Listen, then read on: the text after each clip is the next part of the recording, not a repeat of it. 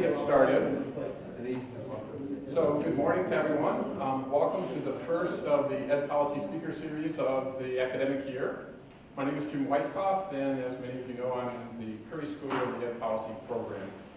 I'm going to make sure that I have to connect on everything that Leslie wants us to talk about here. So the Ed Policy Speaker Series is sponsored by the Bankert Foundation, and you can get a sense of what our future talks will be like at Ed Policy Works on our webpage. So it's my distinct pleasure today to introduce Cory Koedel. I've known Cory for a while. Cory has done some really interesting work on teacher retirements that he'll talk about today, but Cory is currently an associate professor of economics and policy at the University of Missouri. He received a PhD in economics from the University of California at San Diego.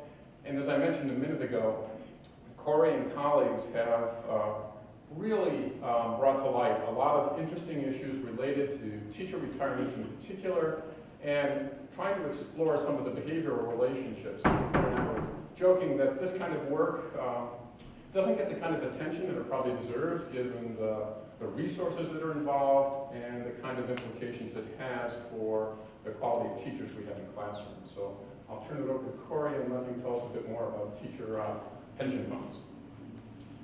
Okay, thanks, Jim, and thank you all for having me. I'm excited to be here. I'm looking forward to getting this paper. The paper is really fresh, maybe a little bit too fresh, so this might be a little clumsy here and there, but the upside is it's a really good time for feedback. So we're in a really good place to hear what folks think about the work, and please feel free to be critical. I should also mention I'm very used to being interrupted, so you should interrupt me at will. And you know, people always joke that economists are mean and hard on people, and it seems really rude that we interrupt each other, but the truth is it's like a great crutch, because if my slides aren't very good, someone will tell me, and I don't have to work so hard. So I'm counting on you to interrupt me and ask for clarifications and push back. So as Jim mentioned, this is work, some of the retirement stuff I do with teachers, and particularly teacher pensions. It's joint with Brett Shang, who is a promising PhD student in the economics department at the University of Missouri.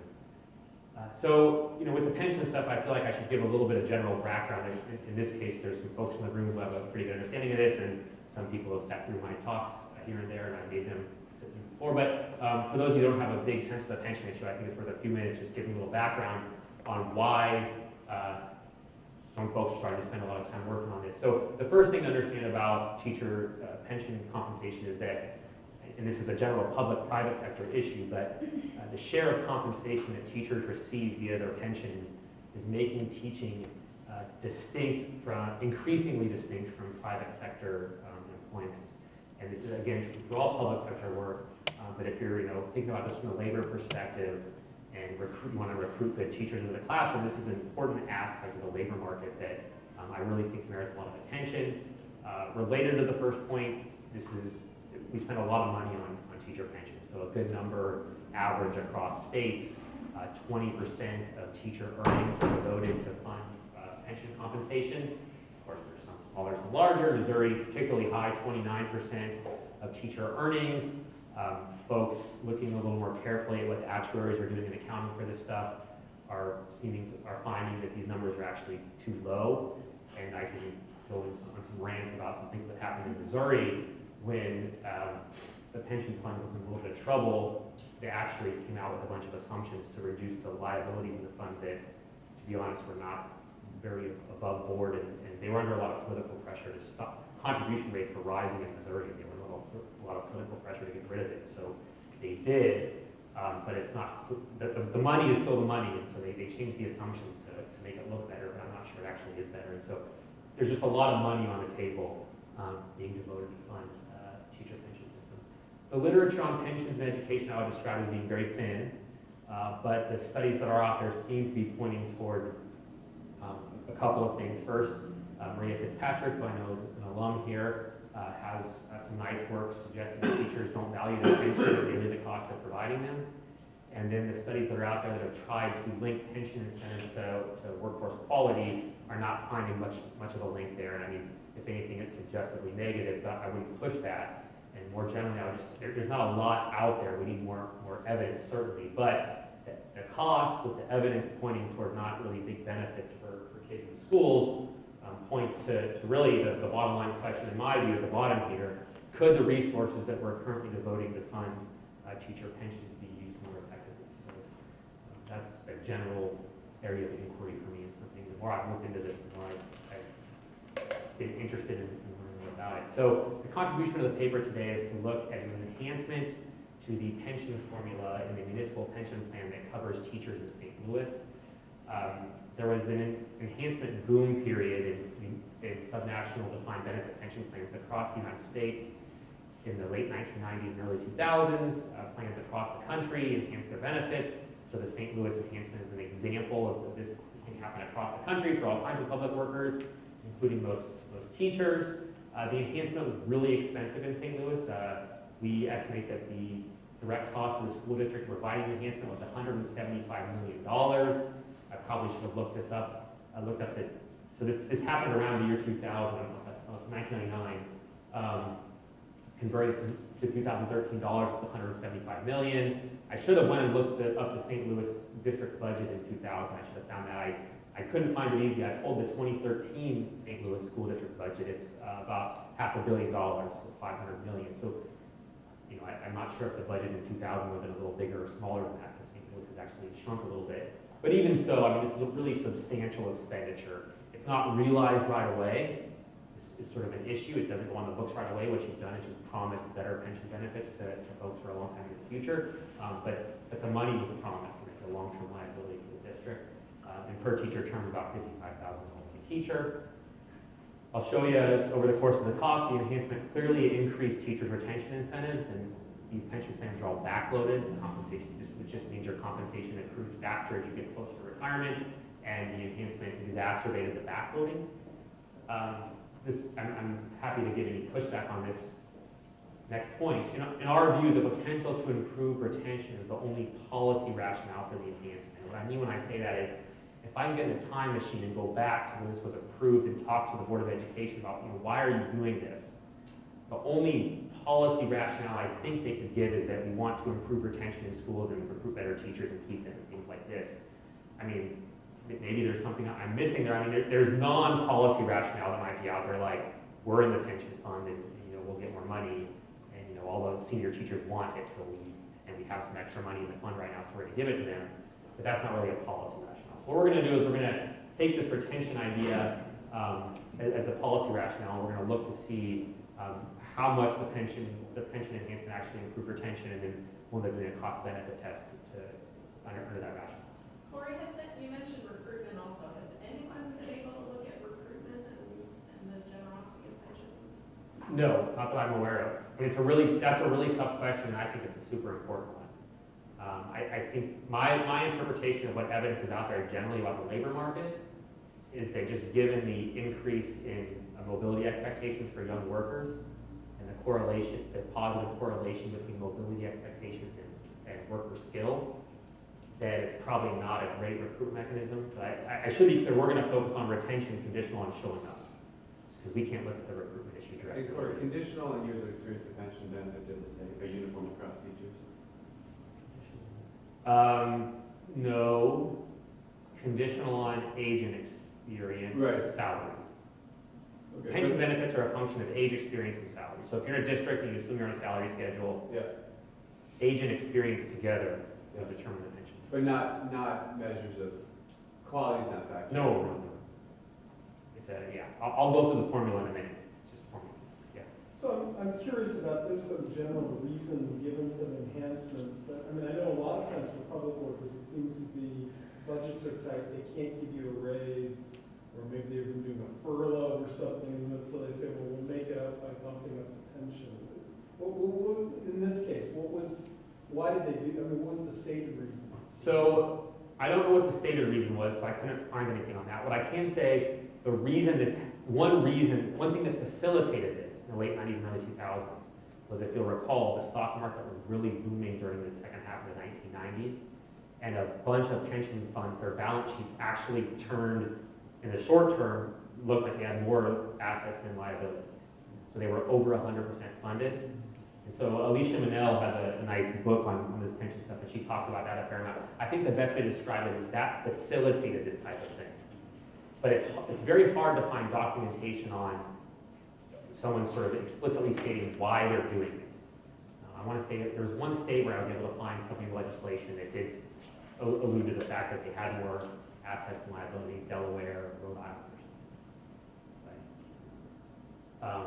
Yeah, so this National Conference of State Legislatures has all kinds of documentation on like all the bills that were passed. They track all the bills that were passed for the pensions. So I couldn't, it's very rare to find a good explicit documentation of why they were doing it. Okay. Okay, and the other thing about the enhancements to keep in mind that's going to be used, that were used for identification is that the retention incentives it created were very uneven across the workforce, and that's because of how it was rolled out and all. Okay, so we're going to focus on this question, did the enhancement increase retention? So preview of the findings, to give you a sense of where we're going to end up here. The enhancement, we find the enhancement did improve retention, and we interpret the effect as being modest. You can make that judgment yourself. The effect is just what it is. And I think our cleanest estimates show that the retention improved to some degree for teachers within 10 years of retirement eligibility relative to novices. And I think we can identify that fairly well using a difference model and making difference in assumptions. We are going to have this issue that we can't identify the baseline effect on novices directly with our data. So what I'm going to do is show you our preferred parameterization of the enhancement and perform a cost-benefit analysis accounting for the effect that we think is the most reasonable based on what we can see, and then we'll just do some sensitivity tests to this. We'll allow for like different parameterizations of what might have happened to young teachers to get a sense of the cost-benefit of the policy. Yeah. So Cory, so Christine Brown looks at a similar episode in California, I think? Yep. Yes, the peer effects. Okay. So But she also looks at something about kinks or something about the retirement. yeah, so my recollection of her paper, and don't hold me to this because I haven't looked at it recently, but the California system had an enhancement that happened at a kink point. Hopefully this sounds good. We're making easy microphone. So there was a kink point, there was an enhancement in California that happened at a kink point, if you were over 60 or something. So And she estimates her retirement elasticity. right, and it's created off of folks that were, say, just below the kink point, and that's a kink point. And the paper I'm thinking of was actually looking for a peer effect of that. That's my, but yeah, I mean, these enhancements were commonplace. There's actually a lot. They're all different. I mean, they have the same underlying principle, but they're all implemented differently. There's a lot to learn from them. There's also, since the financial crisis and everything and all other stuff going with pension plans, there's been some pullbacks. And the pullbacks are never for current teachers, but newly hired teachers are entering under a new plan. I think there's a lot of work to do there, trying to figure out what kind of consequences that has. So I'll come back to that at that time. All right, so basic overview of how these pension plans work. These are defined benefit pension plans. It means what you get at the end is not directly tied to your contributions, but it's formulaic. Here's the formula that determines your benefit. In a defined benefit pension plan, this is the formula that's used in all the subnational DB plans that I'm aware of. The benefit is a function of three things: a formula factor, years of service, and final average salary. For a formula factor, think of a number like 2%. Okay, so then if you have the first two terms together, are often put together and called the replacement rate. You have 2% formula factor, 30 years of service. You have a 60% replacement on your final average salary. Final average salary is a calculation of usually your highest few years of earnings. I would say 3 years is probably the modal year in plans. It's been going up in some plans. Some of them are just 1 year, some of them are 5 years. Okay, so a pension is a stream of payments you get when you retire, and you get them until you die. So to sort of add some trackability to thinking about pensions, we convert your pension wealth that you accumulated up to any given point in time into the present discounted value of that stream of payments. So we can, at any given point in your career, we can figure out your benefit if you quit working today, how much your payments would be and when you would get them, and we can discount that back to the present and account for the fact that you're going to die and all that stuff and get a single scalar value of pension wealth. So I'll show you some pension wealth calculations. Okay, so pension wealth is backloaded, and I'm going to show you a picture in a second on a slide that shows you how pension wealth is backloaded and how it accrues very slowly earlier in your career, very quickly late in your career. The first thing I want to point out is if you start looking at pension stuff, you'll see basically every subnational DB plan is backloaded. And you might think that is a structural feature of the defined benefit pension plan, but it's not.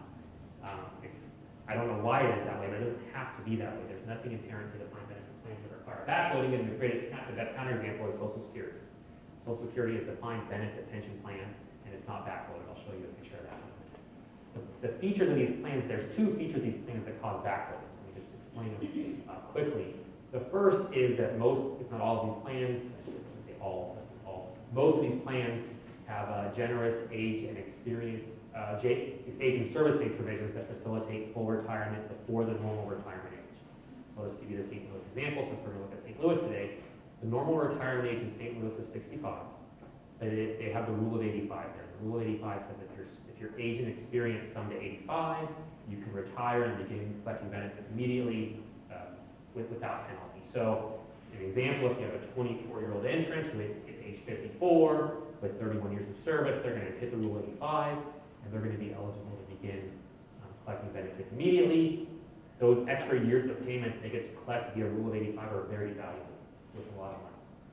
Okay, what you're going to see when I do the pension wealth profile, the peak is going to be at rule of 85. That's the right time for that's maximum pension wealth. You can collect your pension for a long time. If you're not ready to stop working at that age, you can go do something else and still earn a salary and collect your pension.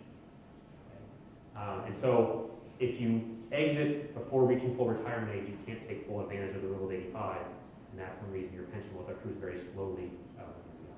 The other issue is the final average salary in these plans is frozen at the time of exit, and it's not adjusted for life cycle pay increases or inflation. So the easiest way to illustrate that is to think about two identical teachers. They both have the same wage profiles over the career. One stays in the same pension plan for a 30-year career. The other one works 30 years but works in two pension plans with identical rules. So everything's the same about them. But one was in the same plan the whole time. One spent 15 years in two different identical plans. The teacher who doesn't switch plans is going to get a 60%, see it's a formula factor of 0.02. They're going to get a 60% replacement rate on their highest 3 years of earnings. The one who switches plans will get two pensions, right? One from the first plan and one from the second plan. 30% replacement in each. And replacement in the first plan is going to be based on that salary at year 15. And that's very costly. So that's the feature of these plans that cause the backloading. And this is pension wealth accrual in the St. Louis plan with these features. So this is a representative entrant into the St. Louis pension plan. This is pre-enhancement. I haven't looked at the enhancement was yet, but that doesn't matter. The shape is all that's important here. The dotted blue line is system wealth accrual. St. Louis teachers are in Social Security, so the red line is Social Security wealth accrual. You can see it's flat. This is coming up with Social Security, and then the green line is just the two together. Okay. So focusing on system wealth accrual, we're going to be focusing on a change to the system. The easiest way to see the backloading is just look at the rate of wealth accrual over the career. So from age 24 to 44, you can see by age 44, this person's accrued very little pension.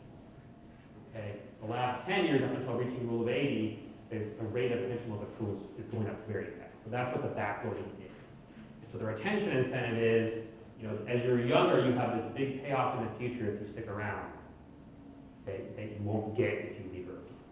Okay, so the enhancement's going to exacerbate this. Okay, so now the enhancement. So the enhancement was enacted in 1999. Some of the enhancements were a bit more complicated and harder to follow. This one's very straightforward. It's just a formula factor bump of 60%. So the formula factor increased from 0.0125 to 0.020. This was a retroactively implemented enhancement. And so if you were about to retire, this was applied to all years of service for you. Okay, so overnight, money trouble. Okay, 60%. June 30th, 1990, you were eligible to receive the formula. Yeah. Okay. All right. So I'm just going to show you what that did to the profile. This is for our state representative teacher. On the left is the picture I showed you just a minute ago. On the right is the enhanced formula. The difference is the dotted blue line here is 60% higher than the dotted blue line before. That's all it is. Okay. Okay. And so I could have maybe put these two green lines on top of each other or something, but one thing, so the numbers are just way higher, but you can also tell, you should be able to tell the slope steepened here, okay? It's peaking at the same point, but now the point is higher, so the slope had to go up, right? And so there's your retention incentive increasing. The enhancement increased the retention incentive for two reasons. One is that it's a fixed percentage increase on an uneven base. So if you have very little pension wealth, your 60% increase is worth very little. If you have lots of pension wealth, it's worth more. And then the other thing is that these pictures are to a fixed, or discounted to a fixed point in time, which is entry for a representative teacher. In reality, this thing happened in 1999. Some teachers in St. Louis were very close to retirement. Some teachers were very far away, so there's a discounting horizon issue. If you're about to retire anyway, this enhancement was going to drop on you. You're going to get all this money right away. If you're a very young teacher, now there's this bigger payoff, but it's a lot farther away. Okay? And so these two features created this uneven retention incentive across the workforce from the enhancement, which is what we're going to leverage for identification. All right, one other issue about the enhancement that's important to get out of the way here. The enhancement was enacted in June of 1999, so all teachers retiring after the 98-99 school year were eligible. But it was approved by the Board of Education in the fall of 97. So just to sort of make things clear here, if you were a teacher who was going to retire at the end of the 96-97 school year, you had no idea this was coming. You just put in your paperwork, you're retired, you're gone. You get the old rule. There's no indication it's going to happen. Fall of 97, the board approved this. If you were a teacher working during 97-98 and you were planning to retire at the end of 97-98, you had a very strong incentive to stay. Okay? Now, one thing we weren't able to do is figure out what teachers might have known about the formula increase. Okay? I'm going to show you that teachers who were eligible to retire at the end of the 97-98 school year definitely knew. Okay, they waited. I mean, you can't blame them. They'd be crazy not to wait. I'm going to show you how much money it was worth to them. It was over $100,000. They're definitely going to wait. Okay? What we'd like to know to sort of improve the model a little bit is that everyone knew or just they knew. We don't know that. So one way they might have known and no one else knew, for example, is maybe these teachers like put in their paperwork and sent it to the pension fund during 97-98, and the pension fund, someone there called them and said, hey, maybe you shouldn't do this because there's a big thing coming. If only they knew, then no one else could have reacted. So we don't know who reacted and who didn't. So when we set the models, we're going to be agnostic about it. We're just going to allow for a different, we call this the gap year. 97-98 is the gap year. And we sort of allow for differential effects on teachers during the gap year, and we don't take a strong stance on those. Is there a teacher union? So there's so I'm not much of a union expert. You probably know this. I mean, Missouri's a right-to-work state. I mean, there are teacher groups that the teachers are not unrepresented. No, I'm just saying unions often make an effort to inform their members. Yeah, so I would imagine there was, I would be surprised if there was no effort to inform people. We just couldn't find anything ourselves, and part of it is we just don't know how to look at that correctly. Google's not helping us. It's too old. So I don't know what to do when that happens. But no, I mean, so maybe we should dig harder. Right now we just model and allow it to be different, but maybe we can dig harder to find better, get a better sense of this. I know Maria did some stuff in Illinois from the early 90s, and she found some evidence that she found that the teachers were being informed, and maybe we should look harder. I also wonder if, to Leroy's point, if it makes sense just to think of 97-98 as the gap year. I mean, if the approval was, if there's a union presence, right, even if the approval is in 97, but the board has been talking about it and floating the idea, couldn't there be incentives even in the year preceding that for teachers to stick around? I think potentially there could, based on how retirement eligible teachers acted before this, they didn't seem to know. I mean, because even if you're going to retire at the end of 96, 97, and you would have had to wait 2 years for this to go through, it would still be worth a lot of money. So you don't see. I mean, I guess we can't rule it out. It doesn't look like it. I'd have to think more about it in the data if we could pull that. Yeah, I mean, I wonder if I don't know if the school board has kept their minutes. If you haven't already, you can dig into seeing when they started talking about this.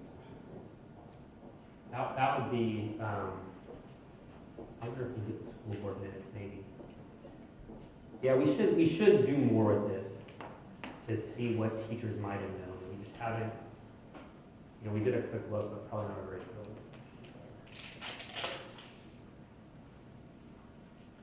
Okay, so let me go through the data really quick, and then we'll get to the models.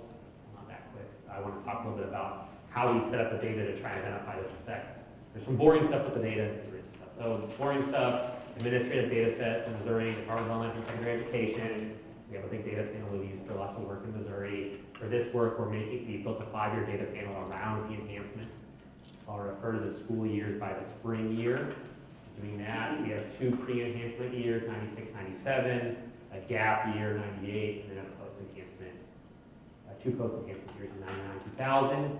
To identify the effect of the enhancement, we're going to set up a difference in difference model, which is going to compare teachers with different levels, with different distance to retirement eligibility across each other and then over time. So the 2 dimensions of difference are across teachers and over time. So to do that, we split the teachers into 6 bins, where lower numbered bins are the teachers closest to full retirement eligibility and higher numbered bins are furthest away.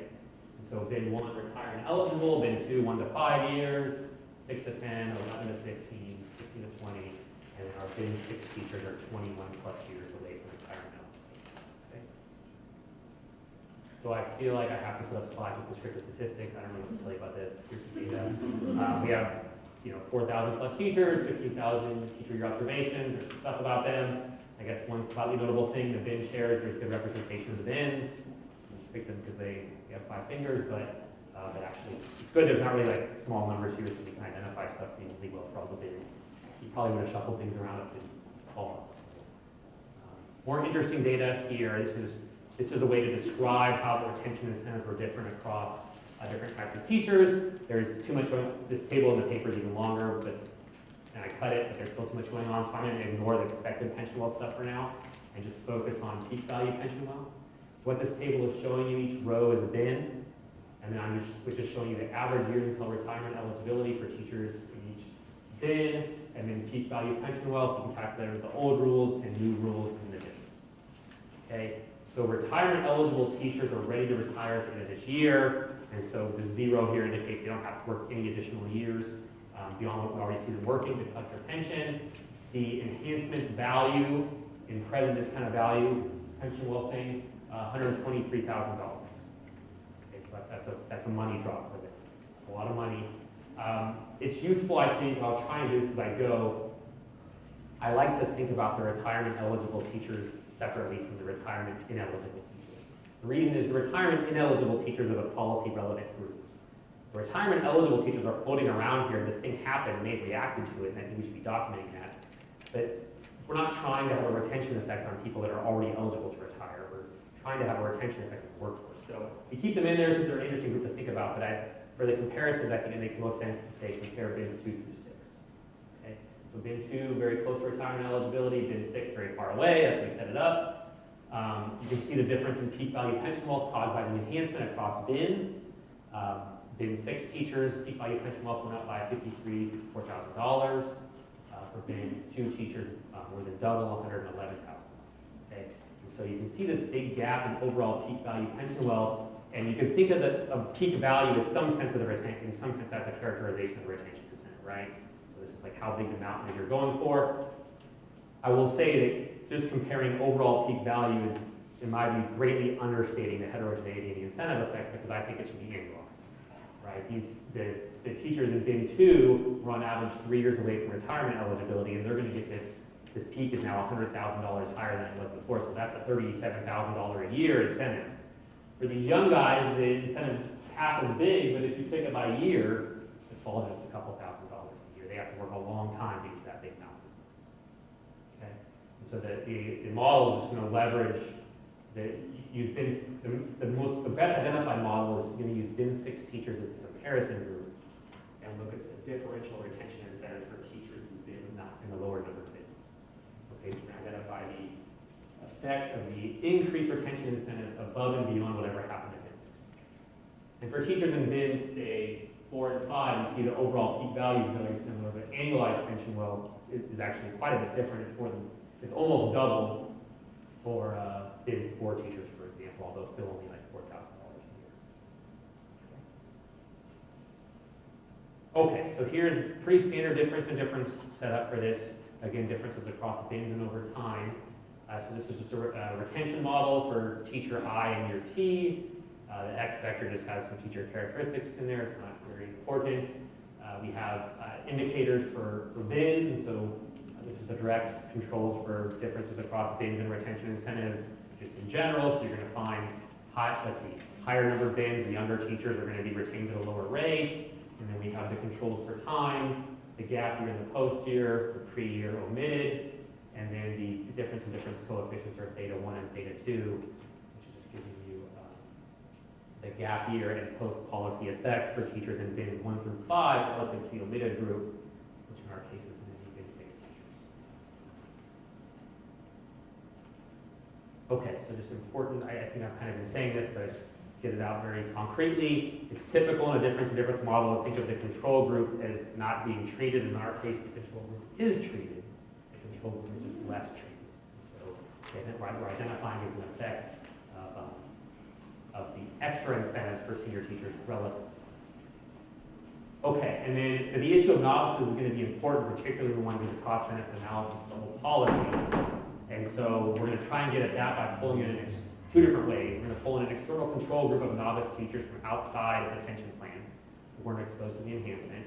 I'll show you that. I don't think it works very well for identifying the effect of the enhancement, but I think it does provide us with some information. And then we'll benchmark this comparison to other studies and do some sensitivity analysis. Okay, so one more slide before I actually get to results. We're till 2, right? Yep. Okay, so these are just descriptive statistics that are going to underlie the results, the difference in different results we'll see in a minute. Again, I've got retirement eligible teachers up there in a different color to remember to sort of think about them separately, but what you're going to see in these descriptive statistics will basically carry over. You can see in the pre-period, you have retirement eligible teachers, retention rate is 85%. It jumps in the gap year, right? This is them waiting for their pensions. And then it falls afterward. I don't think anything really happened. There's no policy effect in the fall. This is just retention retirement shifting, right? So these people who waited are retiring at a higher rate after they got their pension. So you'll see that in the data. So then if you look at bins 2 through 6, what you can see, what you'd expect, retention rates are lower for less experienced teachers. The other thing that's worth pointing out here is retention rates on the whole are declining over time in St. Louis. So there's a couple reasons for that. Potential reasons. One reason is that they just be becoming less pleasant to work in St. Louis during this time period for a lot of reasons that I can only speculate about. And on the flip side, again, the economy was booming around this time period. So the outside option was probably improving, and that could also explain lower retention overall in St. Louis over time. The difference in difference models is okay as long as we assume that the bin 6 teachers are controlling for the trend. The paper, I have a brief note. I think if anything, that assumption is going to lead us to overstate the retention effect of the enhancement for more senior teachers because the younger teachers are going to be more responsive to, say, changes in the work environment or things like that. That's the argument. But the underlying identifying assumption is that bin 6 teachers are controlling for this trend. What was happening with teachers that were just? Gosh, I don't know. I have to look. I can go find salaries. Yeah, because it matters, although it's not exactly clear how, but I mean, if the story was they were offsetting a wage increase in some way, then that would complicate the story. I think that's right. So I'm going to speculate and say that's probably not true. In the short run, I don't think that's true. In the short run, the pension fund was more than 100%. And the other issue that complicates this, well, in St. Louis it's not. The other issue is that in a lot of times teachers contribute to their pension. So one way that a wage decrease happens is say the wage stays the same, but now they have to contribute a higher percentage of the pension. So St. Louis, the teachers are protected by statute. And so the St. Louis school district had to foot all this bill. And this is actually another slide that would be useful to show. One thing that kind of prompted this was just learning about what's going on in Missouri with the pension contributions. St. Louis schools have had pension costs skyrocket. So the teachers contribute 5%. And I want to say that, and when this was implemented, the district contributed 5%. I think the district is now contributing like 13 or 16% or something. And so these are individual schools that do that. And like I know like the charter schools in particular are really up in arms about this because there's no cap on how much the contribution rate can rise, but we should look at the teacher wages. Everything was going very well for the economy at this time. So my guess, I wouldn't see a big drop in teacher wages. It might be less than like a trend in the absence of this or something. I don't know. I'd have to think about how to look at that. But you can imagine.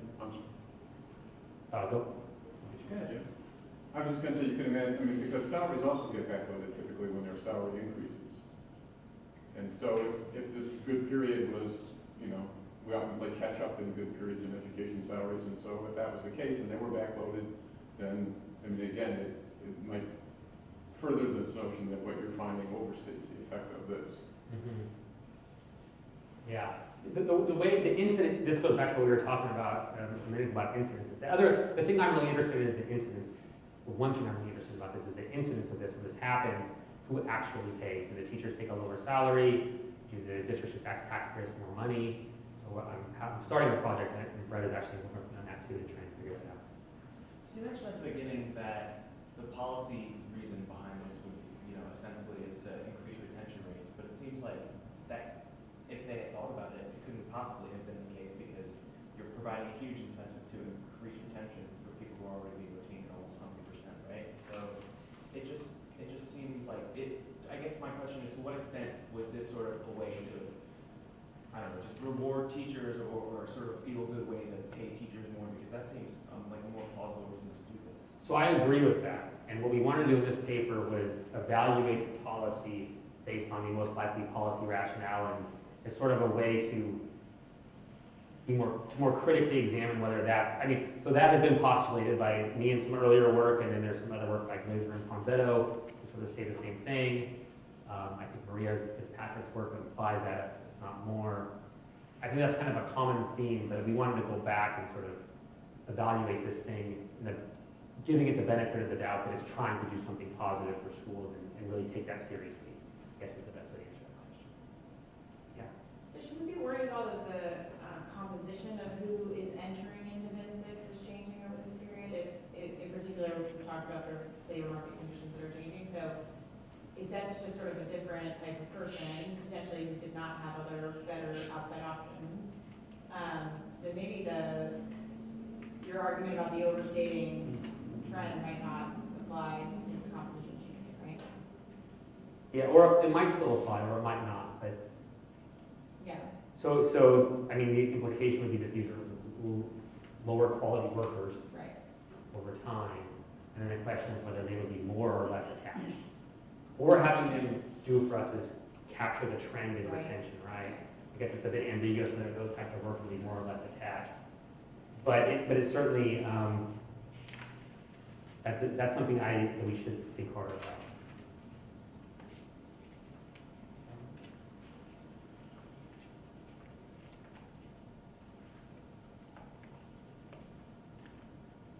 Where all this stuff down because my memory doesn't work anymore.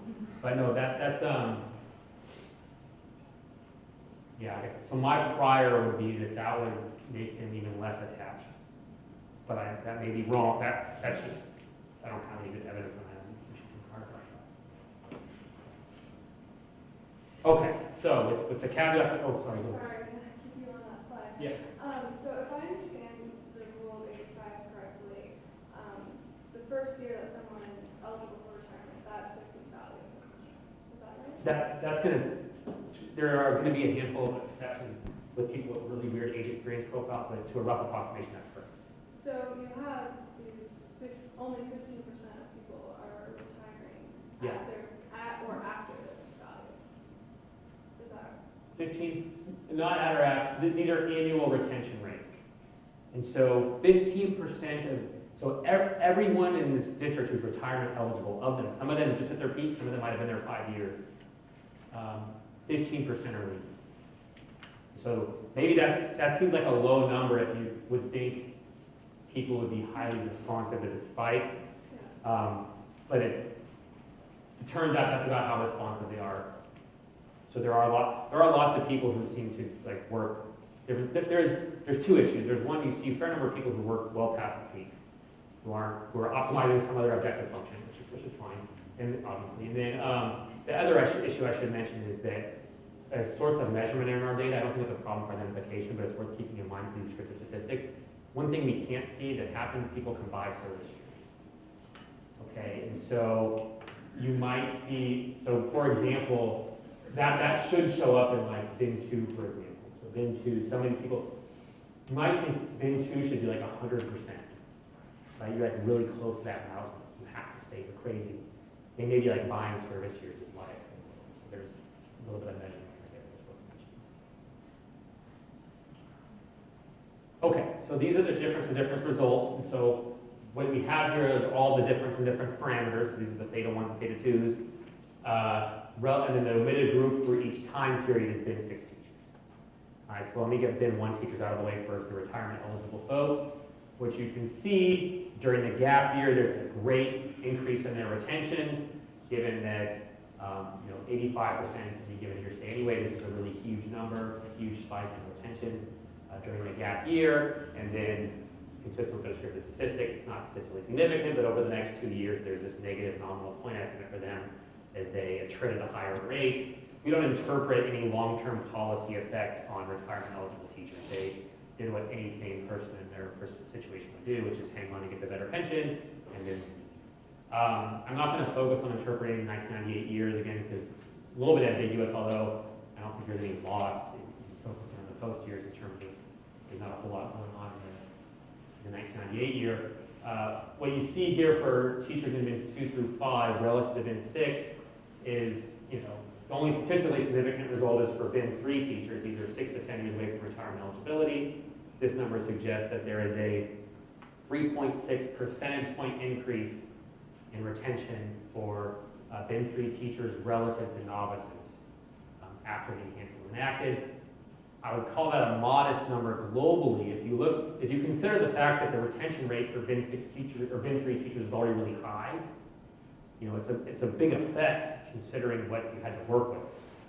But in terms of like a global policy to improve retention, our interpretation, this is modest. You don't see much for bin 4 and 5 teachers, nominally very small, negative point estimate for bin 5.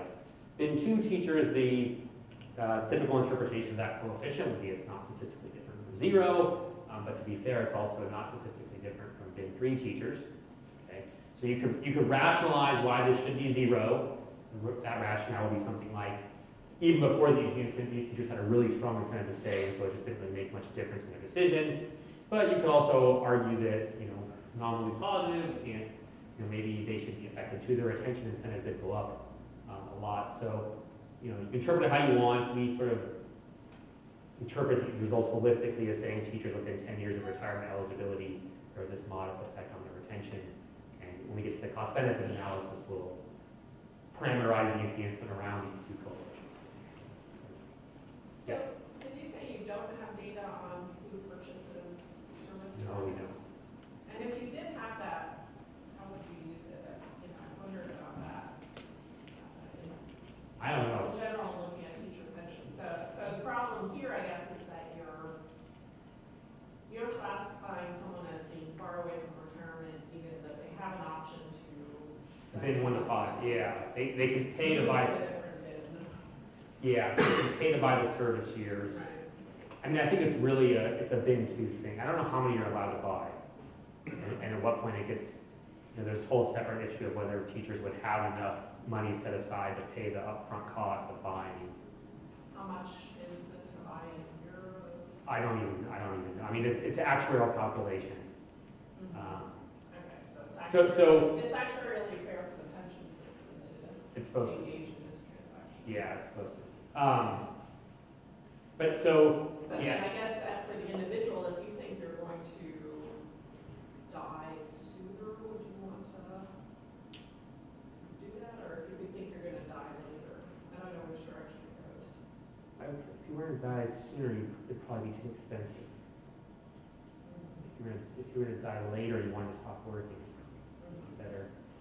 I mean, maybe the more realistic thing is what that's really for is people who might have to move, right? Or people maybe they're just really fed up with their job and they just can't stand to go back or something. Well, it might be also about timing retirement with a spouse. Yes, sorry, so I would put that in have to move. Yeah, so your family situation says you're going to move to Florida this year. Now, some retirement systems also let you get credit for working federal government. So the St. Louis plan does not have reciprocity with any other plan. There is this thing in Missouri and, this predates actually. There's this thing, this other little tidbit I'm really curious about pensions. There's this thing called pension recognition, where they'll recognize your service in another Missouri plan, but they won't use it for the formula. But it can get you to retirement eligibility earlier. So we've been talking with the pension fund people, and they sort of seem to think this is a great deal. I'm just trying to do math. My head was to get complicated with all these things. It doesn't seem like it's going to be that great a deal. I'd like to look into it a little more just out of curiosity. I'm not sure if I'm going anywhere. But during this time period, the St. Louis pension plan is on my island. But if at least you could know from any year how often people exercise the option to buy extra service years. Yeah. I might be able to. It's funny, the old, if you go back and look far enough at the pension plan reporting, there was a time when they would actually report every year who retired. And like they would report what they got, and like their salary and stuff. They stopped doing that. They said that's probably not a good thing. And I wonder if those documents, like maybe from that I could pull like just to get a sense of the share of people who do it. So in the context of the model, it shouldn't affect our estimates as long as the buying behavior didn't change a lot over time, right? So we've got the pre-period, bin to effect control in here. So this is the post period. And so that presumes that the costs went up. Yeah, the cost should have gone up because it's an actuarial calculation. So, but it's kind of ambiguous whether that is the same. So if the lump sum cost goes way up, maybe it's just cost prohibitive for some teachers or something. If they don't have access to credit or borrow to do that or something. So yeah, that's floating around here. There's a lot of us, we don't know. Okay, so I think, so this slide just sort of summarizes our interpretation of those results, which I think are the cleanest results of the paper. So the internal St. Louis model, we interpret this as showing, we see the bin 1 teachers acting opportunistically, not surprising. We interpret the bin 2 and bin 3 teacher effects as showing evidence of a modest behavioral response to the enhancement for teachers within 10 years of retirement eligibility, and teachers within 20 years of retirement eligibility were no more affected by the enhancement. Well, to be fair, our standard errors here, if you wanted to fight me and say the bin 4 effect should be bigger, my standard errors can't tell you that that's wrong. But that's what the results look like they're telling us. Okay, so I think that's a useful result in and of itself, just thinking about the responsiveness to the enhancement in terms of differential retention incentives and how different types of teachers acted. We don't have this bin 6 teacher thing, and we really like that. And the reason we like that is because that's going to dictate the overall benefit of the policy. So we're going to try and get the bin 6 teacher affecting in 2 ways. And what I'm going to show you first is a way that actually didn't work very well, but I think there's still a tidbit to take from it. What we thought we might be able to do is take novice teachers who are not in St. Louis, they're in this neighboring pension plan, and use them as an alternative control group. And so we have them at the same time period. They didn't experience this big enhancement effect.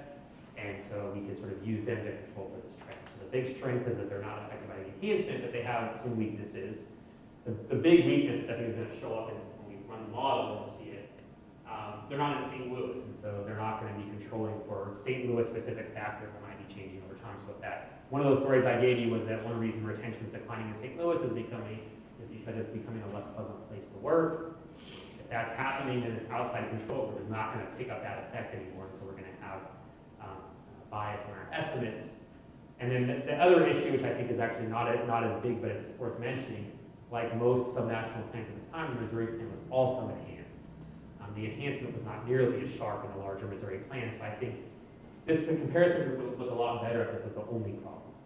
The net effect of the enhancements in the Missouri plan was an increase in peak value of about 18%, much less than the 6%. Okay, so I don't want to spend a lot of time on this, but I'll just focus your attention on the post-policy years here.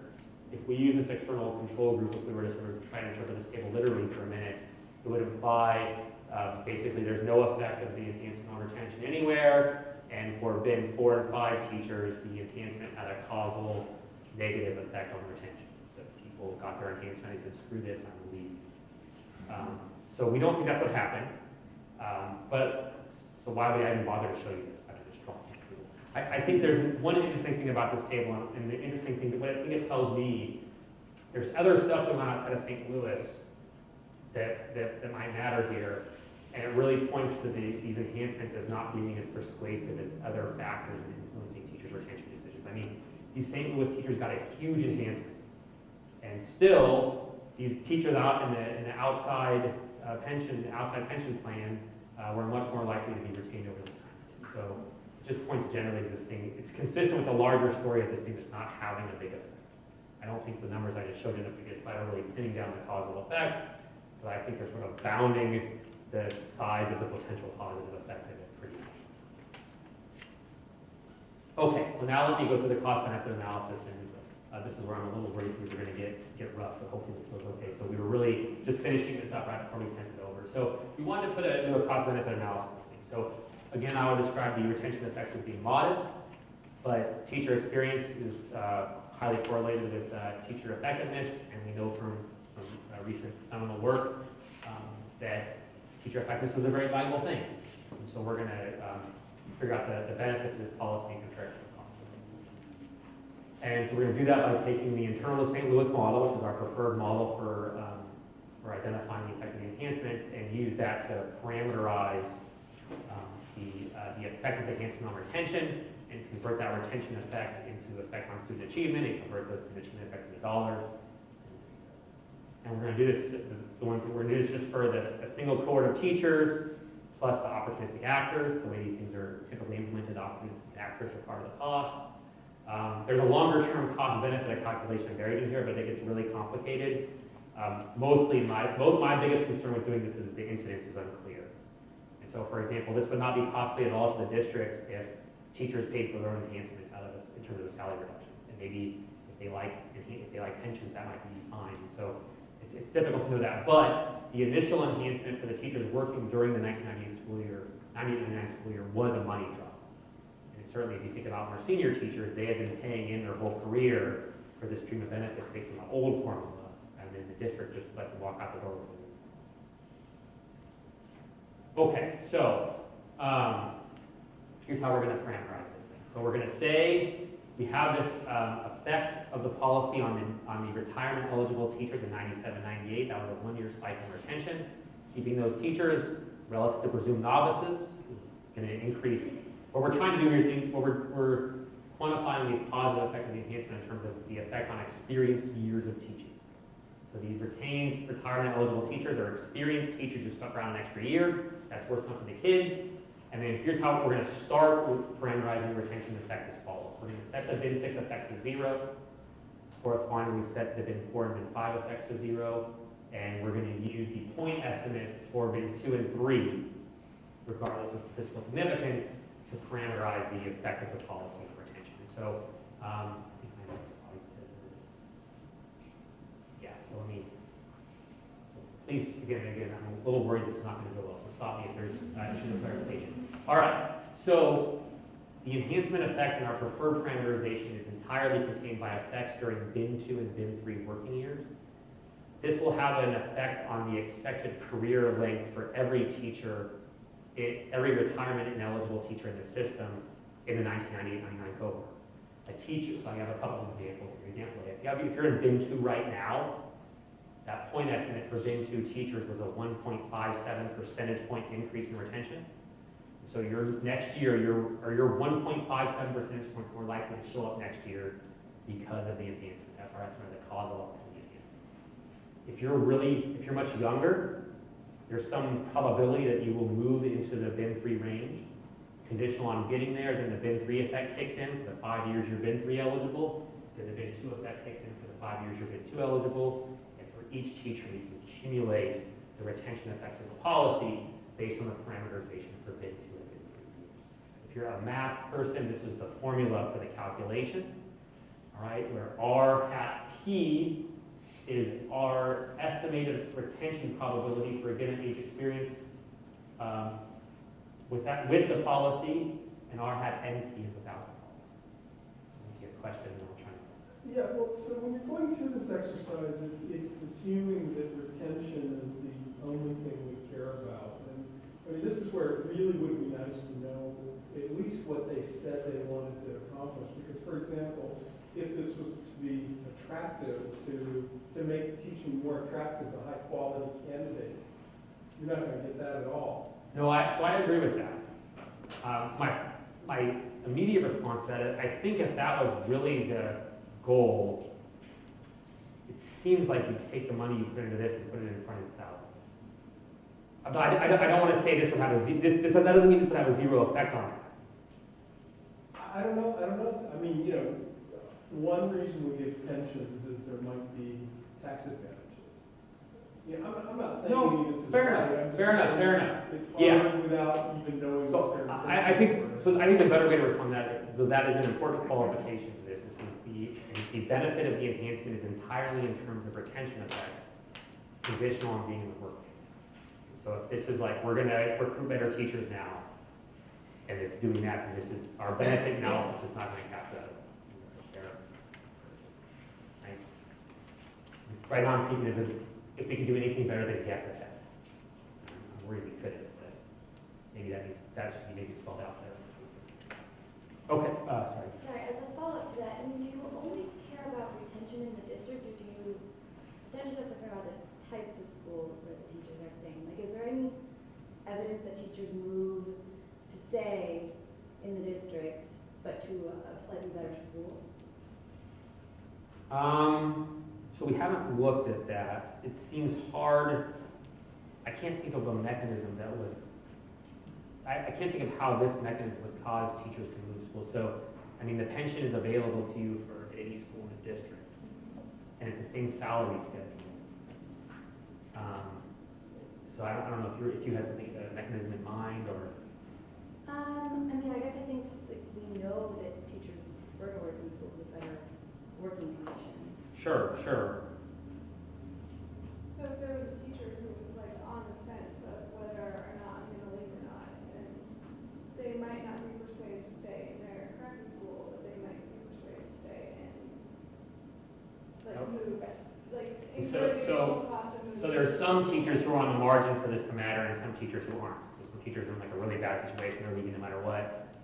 Yeah, I mean, maybe we haven't looked at anything like that. And I don't think there's a little bit of heterogeneity in the types of schools in St. Louis, but this is not like a urban suburban mixed district or something. So I think in this case it might not apply, but certainly like we do some statewide stuff, and there might be more differential effects there.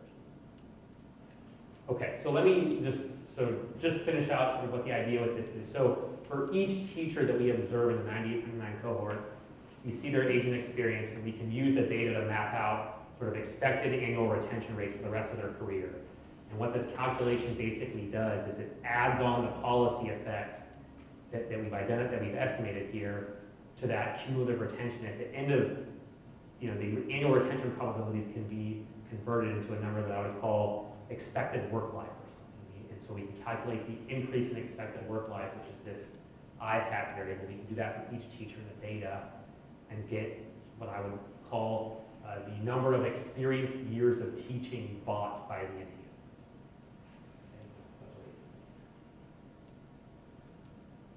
Okay, and so doing that calculation, we find that the enhancement bought 1,891 years of teaching experience, if you will, assuming that the counterfactual would be a novice replacement. The bump for the teachers, the opportunistic teachers, was a very small piece of the story. So most of this is just by increasing retention during bin-free work years.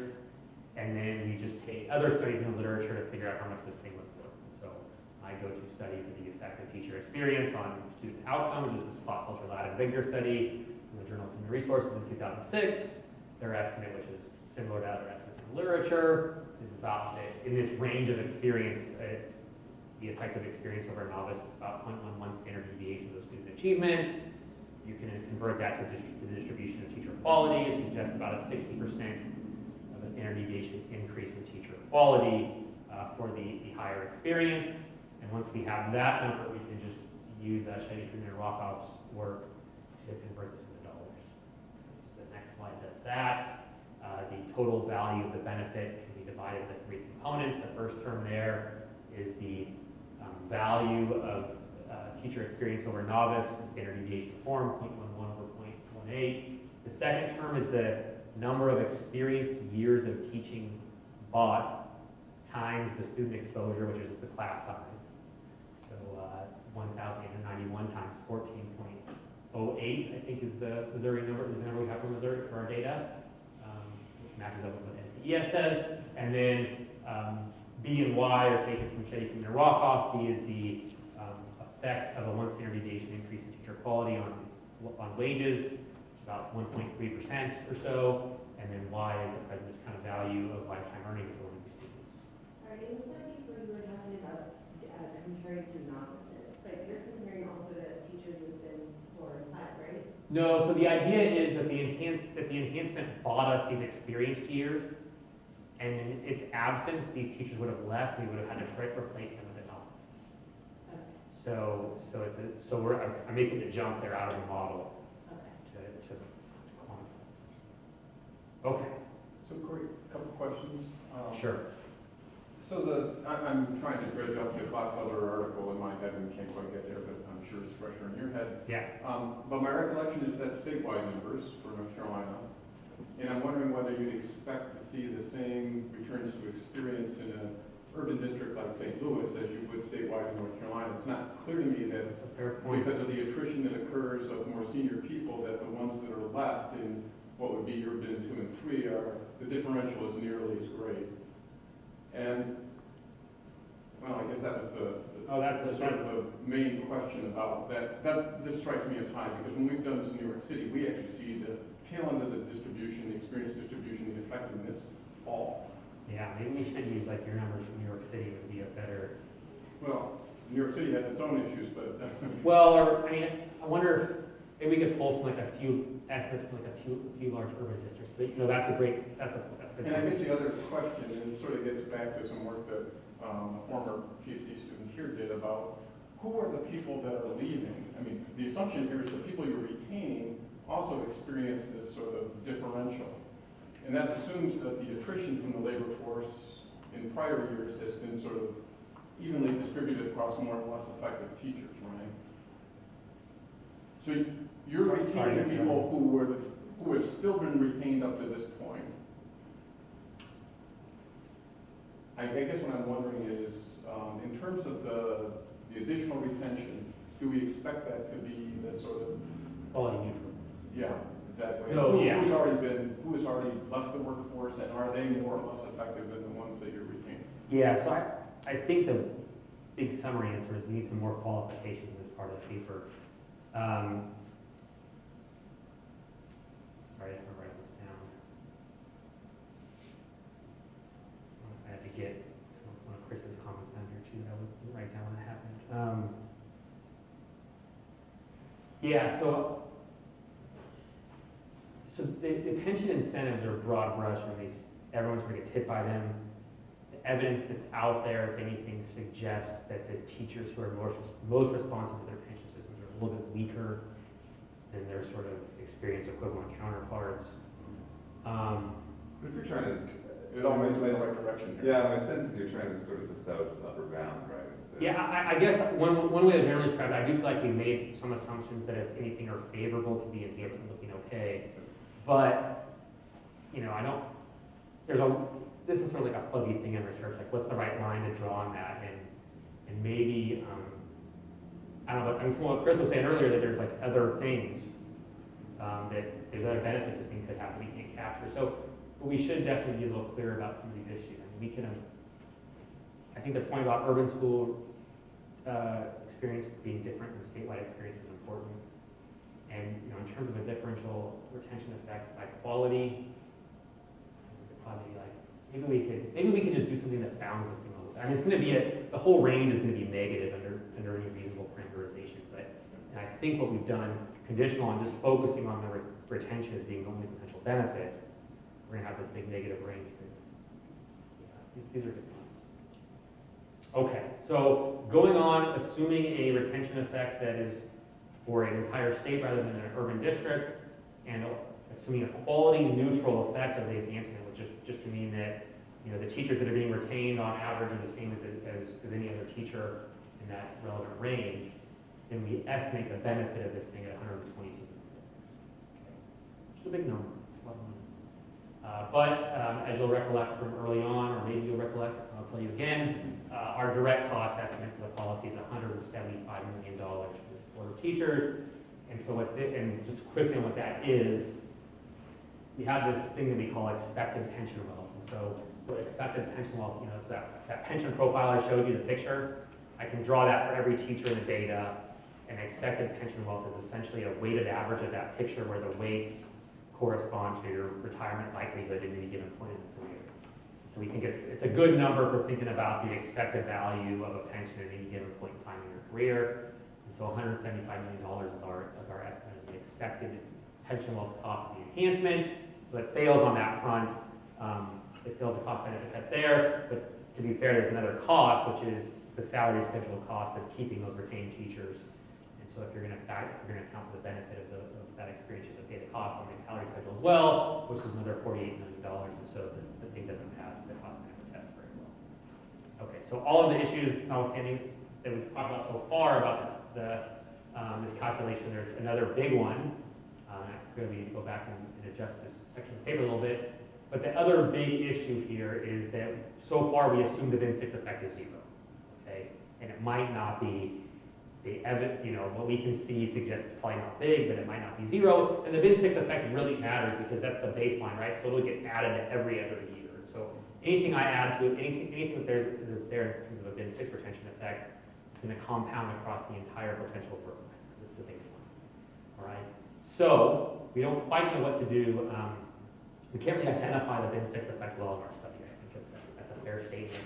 What we can do is sort of bound our cost estimate. We can find what I call the break-even point of the policy, or the cost-neutral bin 6 effect. And so the intuition is the policy gets more and more cost-effective as the behavioral response gets bigger, and we can find the behavioral response that has to happen for this thing to break even. Okay, so when we do that, our estimate suggests that the enhancement breaks even when the effect during bin 6 teaching years is 2.5 percentage points on retention annually. So again, that's compounded across all the teachers in the distribution, added to so the bin 3 effect would be the 3.6 percentage point effect we estimate plus 2.5 percentage points. Okay. Is that also accounting for additional cost for the salary of that retention? So you said there was another Yes, 40. yes, yep. So now we're paying salary costs and we're increasing teacher, and we, in this calculation, we account for the fact, that teaching experience in bin 5 is not quite as valuable as bins 2 and 3 and it's close. But, we sort of parameterize this thing in all the at least obvious ways that we thought about.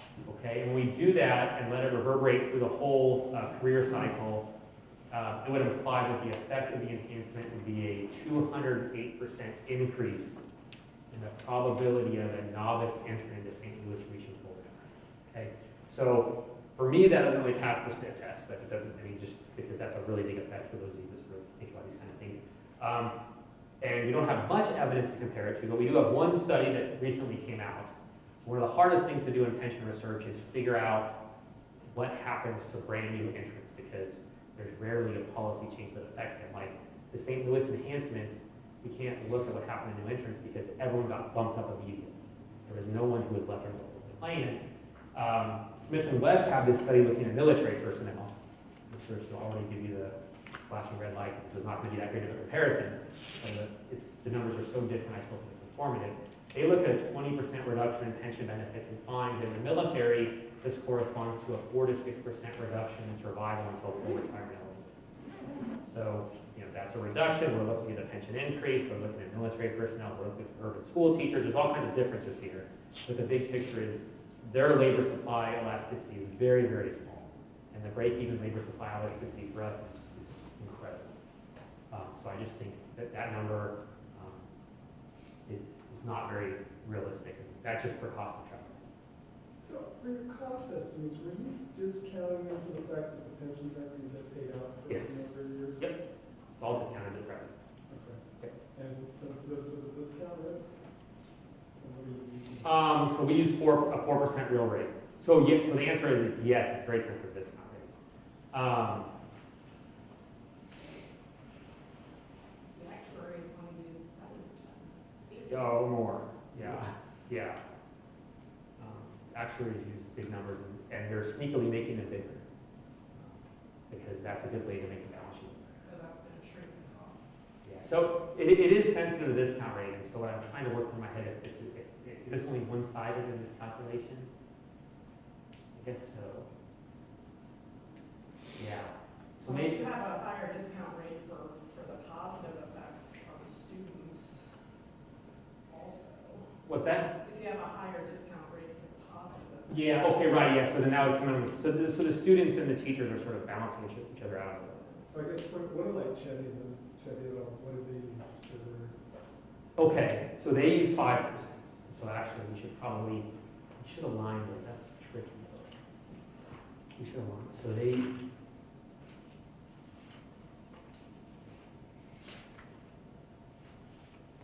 okay, so if we pushed, they use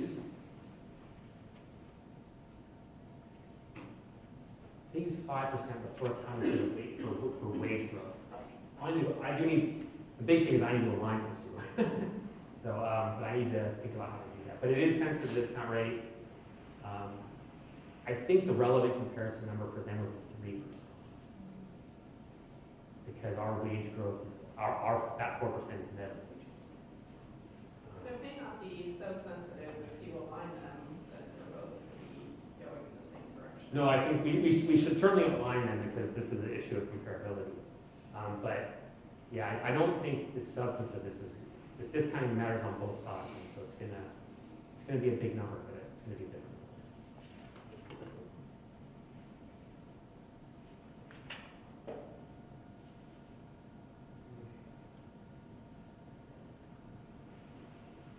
Okay, so big picture is there needs to be a big effect of the policy to get to cost neutrality. We don't think that the policy rationale we've looked at is a very compelling reason for the enhancement. So and we've discussed it, and we talked a little bit about the other explanation. I think the other primary explanation is just that this is a rent capture opportunity. We talked about that a little bit in one of our other papers, and then Glazer and Contento have this theoretical model that sort of comes to the same conclusion. Basically, the idea is that it's easier for politicians and public administration to compensate workers in form of pension wealth if the public workers understand their pension benefits better than the average taxpayer, and at least inefficiencies in pension compensation. So I think those options are on the table for this thing as alternative explanations for why it happened. Policy implications. So one big issue I have with the pension stuff is is that policies happen with the pension events happen, and then their consequences aren't felt for a long time because you don't have to, nothing happens right away when you promise this greater pension to a bunch of people. I mean, there's a small group that retire right away, but most of the cost is put off for a while, and then 10 years later, like what's happening in St. Louis now, their contribution rates are going through the roof because they have all these issues. So it's kind of a hard thing to do this pension stuff because by the time people start worrying about it and looking at it carefully, it doesn't seem like a problem anymore. So some people might be saying, well, this is fine, but we're never going to enhance pensions again. And business cycle is a business cycle. So I think it's useful to look at this stuff and keep it in mind for the future.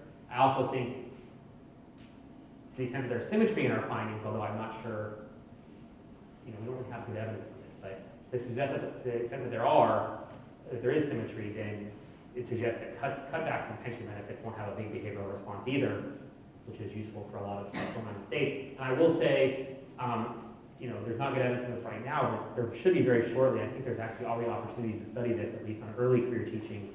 And so the state of Illinois, so the issue with the pension enhancement, the reason we couldn't look to see the long-term career effect on young teachers is we don't have any counterfactual because everyone gets it.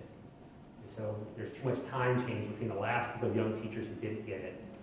A young teacher from 10 years ago, when the enhancement was enacted, got the enhanced benefit retroactively. So they were not under the old regime. But the new way, so now we're doing pension cutbacks, and the original pensions are protected by legal statute. So now what you have is new cohorts of entering teachers where the cohort before them got the better pension, and now they get the worst pension. And so I think we can start looking at which I think is a really important question of early career retention. And maybe even if we get like application data, we can start looking at recruitment issues and labor supply and things like this. In some of these states that have built these tiered pension plans where the new cohorts of teachers are getting much worse pension benefits. And I also think, the issues notwithstanding with fixing up our cost benefit analysis, I think the results are pretty overwhelming that the tweaks aren't going to make a fundamental change in the findings. Our results are consistent with Fitzpatrick's work showing that teachers don't seem to value these things as much as it costs to provide them, which suggests that we can implement Pareto improving policies and we can pull money out of the pensions, give money to teachers, say in the form of direct salaries, or something like better, make them equally well off and have a residual. Use that to give teachers even more money or spend on other instructional needs or something like that. That's it.